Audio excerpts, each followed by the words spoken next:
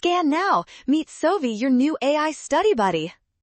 Allocative efficiency questions get people twisted fast, but this one is simple. Find where price should be set, then check how the monopoly survives there.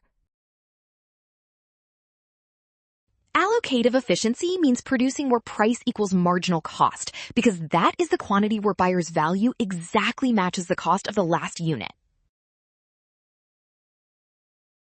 Now bring in natural monopoly logic. At the output where price equals marginal cost, average total cost is still higher than price, so the firm would lose money.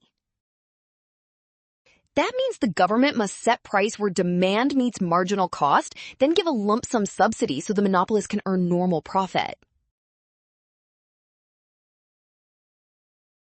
Well done! Scan now. Trap, rushing to ATC pricing. Rule, trust the goal and check the steps, because allocative efficiency means demand equals marginal cost.